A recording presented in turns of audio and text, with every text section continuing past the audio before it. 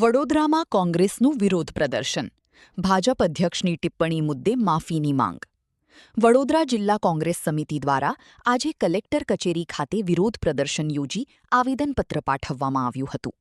જગદીશ વિશ્વકર્મા દ્વારા બનાસકાંઠામાં થયેલા કાર્યક્રમ દરમિયાન ગેનીબેન ઠાકોર વિરુદ્ધ કરાયેલી કથિત અભદ્ર ટિપ્પણીને લઈ આ વિરોધ નોંધાવવામાં આવ્યો હતો.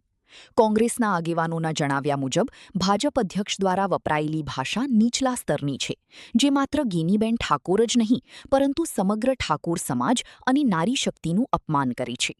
આ મુદ્દે જવાબદારી નક્કી કરવાની માંગ સાથે કલેક્ટરને આવેદનપત્ર સોંપવામાં આવ્યું હતું. રજૂઆતમાં સ્પષ્ટ માંગ કરવામાં આવી છે કે જગદીશ વિશ્વકર્મા જાહેરમાં માફી માંગે. સાથે ચેતવણી આપવામાં આવી છે કે જો ટૂંક સમયમાં માફી નહીં માંગવામાં આવે તો આગામી દિવસોમાં ઉગ્ર આંદોલન અને પૂતળા દહન જેવા કાર્યક્રમો યોજવામાં આવશે. પ્રદર્શન દરમિયાન કોંગ્રેસ કાર્યકરોએ જય હિન્દના નારા લગાવી વિરોધ નોંધાવ્યો હતો અને તંત્ર પાસે આ મામલે કડક કાર્યવાહી કરવાની માંગ કરી હતી. જ્ઞાનીબેન અમારા એક આદરણીય છે.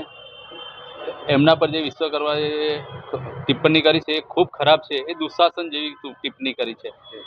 એ ટિપ્પણી એમને એમના પતન તરફ લઈ જશે એવું અમારા સમાજનું કહેવું છે. અને આ વખતે આ ટિપ્પણીને અમે સાગે જ્યાં સુધી વિશ્વકર્મા માફી ના માગે.